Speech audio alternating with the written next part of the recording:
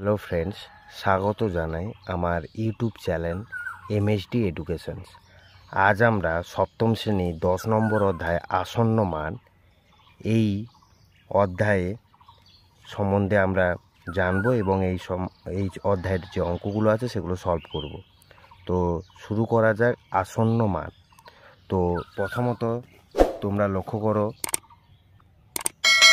আসন্ন মানের অর্থ কী, এর চিহ্ন কী চিহ্ন ব্যবহার করব আমরা, ব্যবহার, উদাহরণ, আসন্ন মানের নিয়ম এবং আসন্ন মানের প্রকারভেদ। তাহলে এক এক করে আমরা প্রথম থেকে জানব। আসন্ন মানের অর্থ জিনিসটা কি? আসন্ন মানের অর্থ কি? আসন্ন আমরা বলি আসন্ন বিপদ। তাহলে আসন্ন কথার অর্থ হচ্ছে কাছাকাছি বা নিকটবর্তী। আসন্ন বিপদ মানে কাছের বিপদ বা খুব কাছাকাছি বিপদ বা নিকট বিপদ আমরা বলে থাকি। তাহলে আসন্ন কথার মানে হচ্ছে কাছাকাছি বা নিকটবর্তী। তাহলে নিকটবর্তী মান, আসন্ন মান মানে হচ্ছে নিকটবর্তী মান। তাহলে সেটা আমরা লিখব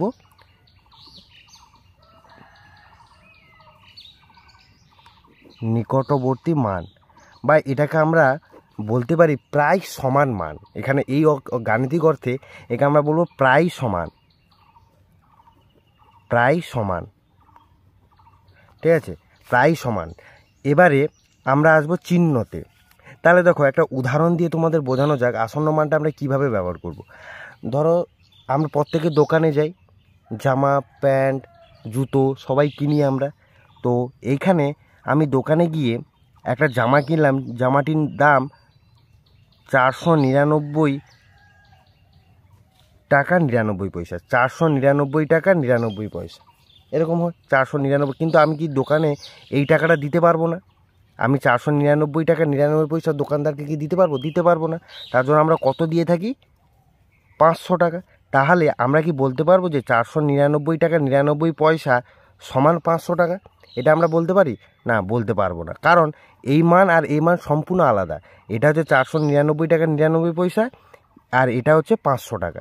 তাহলে আমরা এখানে কি বলবো না, তার জন্য এখানে একটা চিহ্ন ব্যবহার করা হয়েছে। সেই চিহ্নটা আমরা এখানে লিখব এই চিহ্ন, আসন্ন মান বা নিকটবর্তী মান বা প্রায় সমান মান একটা ব্যবহার করা হয়েছে। তার মানে আমি এখানে লিখতে পারবো 499 টাকা 99 পয়সা আসন্ন মান 500, মানে এর কাছাকাছি একটা মূল্য হচ্ছে 500 টাকা। তাহলে আসন্ন মানের চিহ্নটা আমরা কি পেলাম? এইরকম আসন্ন মানের চিহ্নটা আমি এইভাবে লিখতে পারি। ঠিক আছে, তো আর একটা উদাহরণ দিয়ে আরও একটা উদাহরণ তোমরা করতে পারো। কীরকম? ধরো মা আমাকে বলল যে দোকানে গিয়ে 1 কেজি আলু আনতে, কিন্তু দোকানে গিয়ে দেখলাম যে 3 কেজি আলুর দাম 20 টাকা। তাহলে 1 কেজি আলুর দাম কত হবে? তাহলে 3 কেজি আলুর দাম যদি 20 টাকা হয় তাহলে 1 কেজি আলুর দাম হবে 20/3। তাহলে এটাকে যদি আমি দশমিকে নিয়ে আসি তাহলে এটা হবে 6.666 এরকম চলতে থাকবে। তাহলে আমি দোকানদারকে তাহলে কত পয়সা দেব? দোকানদারকে তাহলে আমি কত পয়সা, তাহলে দোকানদারকে আমি দেব 7 টাকা। দোকানদারকে আমি দেবো কত? 7 টাকা। তাহলে 6.66 আসন্ন মান কত হবে? 7। এটা কি করে হলো সেটা আমি আসন্ন মানের নিয়মে তোমাদের বলবো। তা আর একটা উদাহরণ চলো। এবারে একটি স্কেলের দৈর্ঘ্য বা একটা রেখার দৈর্ঘ্য ধরলাম আমি 1.675। তাহলে 1.675-এর আসন্ন মান কি হবে? এটাকে আমি লিখতে পারি 1.7।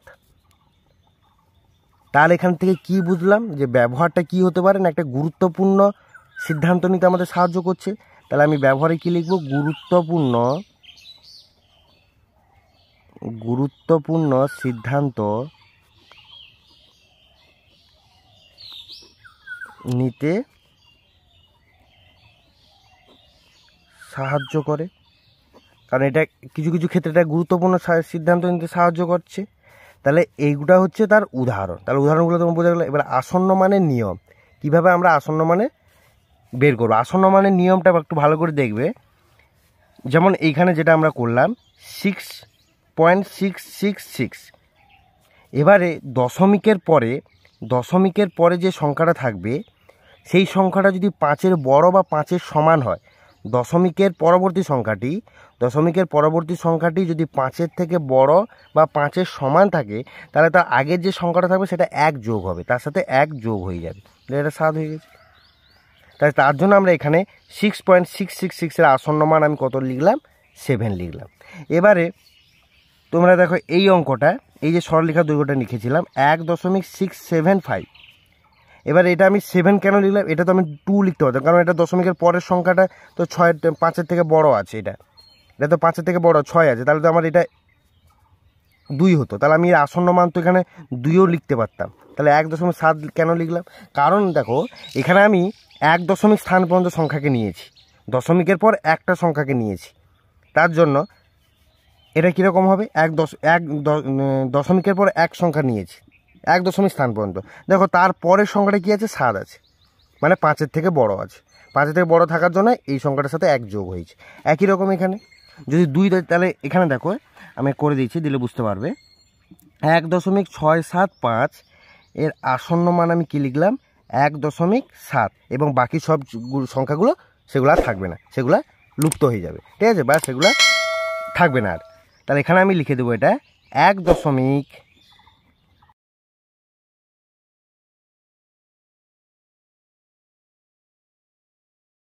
আসন্ন মান।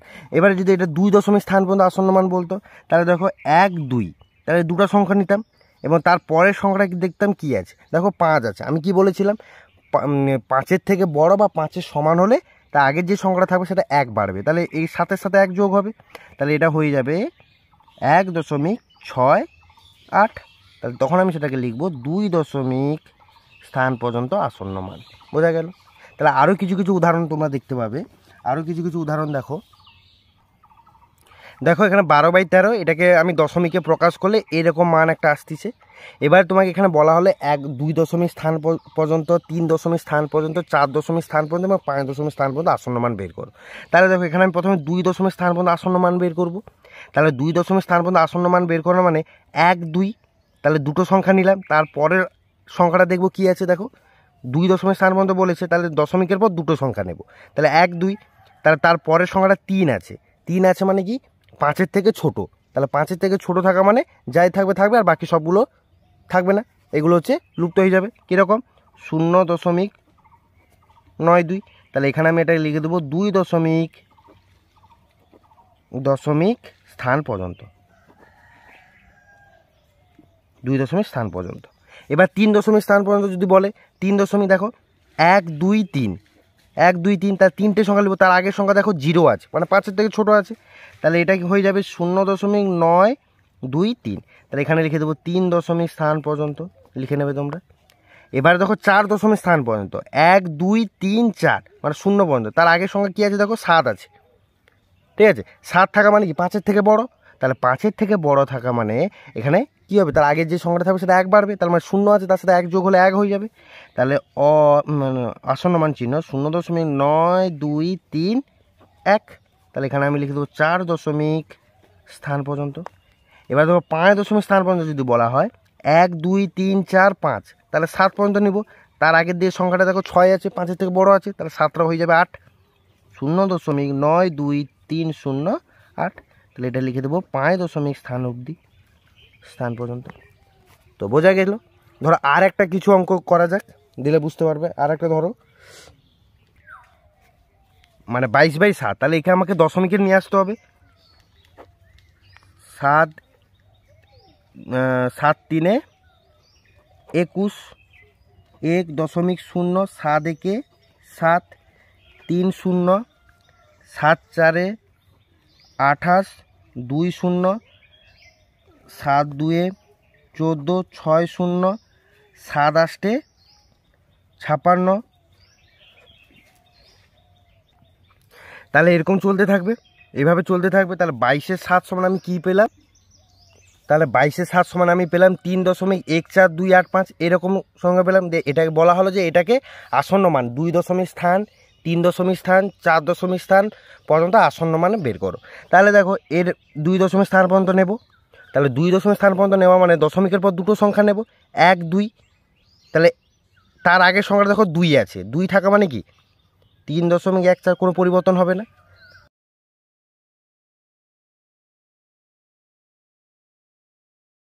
এবার 3 দশমিক স্থান পর্যন্ত 1, 2, 3, দেখো 3টা সংখ্যা নেব, তার আগের সংখ্যা কী আছে 8 আছে, 8 মানে 5-এর থেকে বড় আছে, তাহলে 5-এর থেকে বড় থাকা মানে কি, তার আগের যে সংখ্যাটা থাকবে সেটা 1 বাড়বে, 2 আছে তাহলে 1 বেড়ে গেল, 3 হয়ে গেল। তাহলে 3.143। তাহলে এখানে লিখে দেবো 3 দশমিক স্থান পর্যন্ত আসন্ন মান। এবার 4 দশমিক স্থান পর্যন্ত আসন্ন মান নেব, 1 2 3 4। দেখো তার আগের সংখ্যা 5 আছে, তাহলে 5 থাকা মানে কি, তার আগের যে সংখ্যাটা থাকবে 1 বেড়ে যাবে, তাহলে 8 ছিল 9 হয়ে যাবে। তাহলে 3.1429, 4 দশমিক স্থান পর্যন্ত আসন্ন মান। তাহলে বোঝা গেল তোমাদের। তো আরেকবার সামারাইজ করে দিচ্ছি তোমাদের, 3.1428 যদি আমাদের 3 দশমিক স্থান পর্যন্ত আসন্ন মান বার করতে, ধরো এই সংখ্যাটা 3 দশমিক স্থান পর্যন্ত আসন্ন মান করতে, মানে দশমিকের পর 3টে সংখ্যা নেব, 1 2 3 নেওয়া হলো। নেওয়ার পর তারপরে চতুর্থ নম্বর সংখ্যাটা দেখব কি আছে, সেটা যদি 5-এর সমান বা 5-এর বেশি থাকে, 5-এর সমান বা 5-এর বেশি থাকে, তাহলে তার আগের যে সংখ্যাটা থাকবে তার সঙ্গে 1 যোগ হবে। তাহলে তখন হয়ে যাবে কত, 3.143। ঠিক আছে। আর যদি সমান না থাকে বা ছোট থাকে, তাহলে যেইটা ছিল সেটাই থাকবে, কোনো রকম কোনো পরিবর্তন হবে না। তাহলে এখানে 2 থাকবে। যদি এখানে ধরো এখানে ছোটো সংখ্যা থাকতো, যদি এখানে 3 থাকতো, তাহলে 3 থাকা মানে 5-এর থেকে ছোট আছে, তাহলে কোনো পরিবর্তন হবে না, 2কে যেরকম থাকে আছে 2 সেইভাবেই থাকবে। ঠিক আছে, বোঝা গেল। তাহলে আসন্ন মানের নিয়মটা কিভাবে বোঝা গেছে, কিভাবে করা হয় আসন্ন মান। এবার চলে আসবো আসন্ন মানের প্রকারভেদ। আসন্ন মানকে দুভাগে ভাগ করা, একটা হচ্ছে দশমিকে আর একটা পূর্ণ সংখ্যায়। একটা হচ্ছে দশমিক আসন্ন মান, আর একটা হচ্ছে 2 নম্বর হচ্ছে পূর্ণ সংখ্যা। পূর্ণ সংখ্যা আসন্ন মান, দশমিক আসন্ন মান যেটা যেটা এই যে বললাম তোমাদের, এটাই দশমিকের আসন্ন মান। এবং পূর্ণ সংখ্যার যে আসন্ন মানটা, সেটা তোমরা দেখো এরকম একটা সংখ্যা আছে। ঠিক আছে, 4 5 2 1 6 7। তাহলে দেখো এটা একক, এটা দশক, এটা শতক, হাজার, অযুত, লক্ষ। এবং বলা হলো যে হাজারের আসন্ন মান কত, হাজারের স্থান পর্যন্ত আসন্ন মান কত, শতকের স্থান পর্যন্ত আসন্ন মান কত, দশকের স্থান পর্যন্ত আসন্ন মান কত, বলা এইভাবে থাকতে পারে। তাহলে দেখো আমাকে বলা আছে হাজারের, তাহলে একক, দশক, শতক, হাজার, তাহলে এখানে হাজার, তাহলে হাজারের তারপরের সংখ্যাটা কী আছে দেখো, 1 আছে, তাহলে আমার 5-এর থেকে ছোট, তাহলে 5-এর থেকে ছোট থাকা মানে তাহলে এর আসন্ন মানটা হয়ে যাবে 4 5, তাহলে এখানে 2 আর বাকি যত সব আছে 0 হয়ে যাবে, বাকি যটা সংখ্যা আছে তটা 0 হয়ে যাবে। তাহলে এটা হচ্ছে হাজার স্থান পর্যন্ত, হাজার স্থান পর্যন্ত। এবার যদি শতক বলা হয়, তাহলে দেখো শতকের পরের সংখ্যাটা কী আছে, 6 আছে, মানে 5-এর থেকে বড়, তাহলে এটা 2 1 বেড়ে যাবে, তাহলে 1 ছিল 2 হয়ে যাবে। তাহলে 4 5 4 5 2, 4 5 2, তার 6, এটা 6 আছে, তাহলে তার আগের যে সংখ্যাটা সাথে 1 বেড়ে যাবে, তাহলে 1 ছিল 2 হয়ে যাবে, বাকি দুটো 0 হয়ে যাবে। তাহলে এটা হলো শতক স্থান পর্যন্ত। এবার দেখো যদি তোমাকে দশক স্থান পর্যন্ত বলো, দেখো দশকের আগের সংখ্যা 7 আছে, তাহলে 7 মানে 5-এর থেকে বড়, তাহলে আগের যে সংখ্যাটা থাকবে সেটা 1 যোগ হয়ে যাবে। তাহলে 4 5 2 1 7 0, দশক স্থান পর্যন্ত। তাই এইগুলো এরকম হচ্ছে, এটা হচ্ছে পূর্ণ সংখ্যার স্থানীয় আসন্ন মান। আর যেটা আমরা করলাম দশমিক দিয়ে, সেটা হচ্ছে দশমিক সংখ্যার আসন্ন মান। ঠিক আছে, দেখো এরকম একটা সংখ্যা, এখানে একক, দশক, শতক, হাজার, অযুত, লক্ষ, নিযুত। যে তোমার বলা হলো লক্ষের স্থান পর্যন্ত আসন্ন মান বার করো, লক্ষের স্থান পর্যন্ত। তাহলে লক্ষ এখানে 4, দেখো 4-এর আগের সংখ্যা কী আছে, 8 আছে, তাহলে 8 মানে 5-এর থেকে বড়, তাহলে এটা 5, 4টা 1 যোগ হয়ে 5 হয়ে যাবে, মানে 2 5। আর বাকি যতগুলো সংখ্যা আছে 1 2 3 4 5, 5টা 0 বসিয়ে দেবো। তাহলে এখানে লিখে দেবো লক্ষ স্থান পর্যন্ত, স্থান পর্যন্ত। এবার যদি বলা হয় অযুত, অযুত দেখো অযুত, তার আগের সংখ্যা 6 আছে, 5-এর থেকে বড় আছে, তাহলে যা আছে তাই লিখবো, 2 4, এই 8টা তাহলে 9 হয়ে যাবে, এবং বাকি 4টা 0 হয়ে যাবে। তাহলে এটা হচ্ছে অযুতের স্থান পর্যন্ত। এবারে হাজার, যদি হাজার বলে, দেখো একক, দশক, শতক, হাজার, হাজার এটা, তার আগের সংখ্যা 5 আছে, 5 থাকা মানে কি, তার আগে যে সংখ্যাটা থাকবে সেটা 1 বেড়ে যাবে, তাহলে 2 4 8 7, 6 ছিল 7 হয়ে যাবে, আর বাকি 3টে 0 হয়ে যাবে। তাহলে এটা হয়ে গেল হাজারের ঘর পর্যন্ত, স্থান পর্যন্ত। তারপরে যদি বলা শতক, একক, দশক, শতক, দেখো তার আগে 1 আছে, ছোট আছে 5-এর থেকে, 5-এর থেকে ছোটো আছে থাকা মানে কি, যা ছিল তাই হবে, কোনো পরিবর্তন হবে না। তাহলে 2 4 8 6, একক দশক শতক 6 5 2 শূন্য, তাহলে এটা গেল শতকের স্থান পর্যন্ত। এবারে যদি দশক বলে একক দশক, দেখো তার আগের দিকে 5 9 আছে, 9 থাকা মানে একটা 2 হয়ে যাবে, তাহলে যা আছে তাই লিখবো 2 4 8 6 5 2 0, 9টা তখন 0 হয়ে যাবে, তখন এটা হয়ে গেল দশক স্থান পর্যন্ত। ঠিক আছে, তাহলে এইটা হচ্ছে ডিস্টেন্স পুরো সম্পূর্ণ আসন্ন মানের আরেকবার তোমাদেরকে ভালোভাবে বুঝিয়ে দিচ্ছি। আসন্ন কথার অর্থ হচ্ছে নিকটবর্তী মান বা প্রায় সমান মান। তাহলে এই চিহ্নটা তোমরা বুঝতে পারলে। ব্যবহার গুরুত্বপূর্ণ সিদ্ধান্ত নিতে আমাদের সাহায্য করছে। উদাহরণ তোমাদের বললাম, 499 টাকা যদি তোমাদের একটা জামার দাম হয়ে থাকে, তাহলে তোমরা দোকানদারকে তুমি দেওয়া কত 500 টাকা, তাহলে 499 টাকা 99 পয়সার কাছাকাছি মান বা নিকটবর্তী মান বা প্রায় সমান মানটা কত হচ্ছে 500 টাকা। তাহলে 20/3 মানে 3 কেজি আলুর দাম 20 টাকা, তাহলে 1 কেজি আলুর দাম তাহলে 6.666, তাহলে এই টাকাটা আমি দোকানদারকে দিতে পারবো না, তার জন্য আমি কত টাকা দিতে পারবো, তাকে 7 টাকা, তাহলে 6.666 এর আসন্ন মান কত 7। তাহলে এইভাবে আসন্ন মানের নিয়ম কি?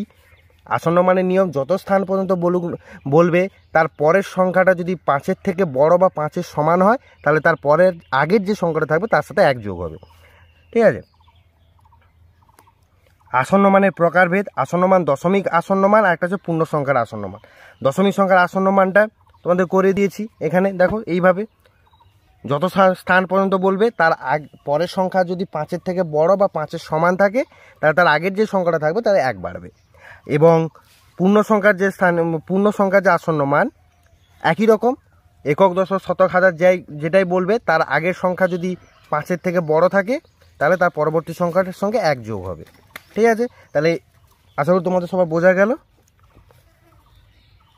যদি তোমরা আসন্ন মান অধ্যায়টি বুঝে থাকো, তাহলে লাইক, কমেন্ট এবং বন্ধুদের সঙ্গে শেয়ার করবে। আমার চ্যানেলের সাবস্ক্রাইব বাটনটি প্রেস করবে, যাতে আমি যখন নতুন কিছু ভিডিও আপলোড করব তার নোটিফিকেশন তো সর্বপ্রথম তোমরা পেয়ে যাও। ধন্যবাদ।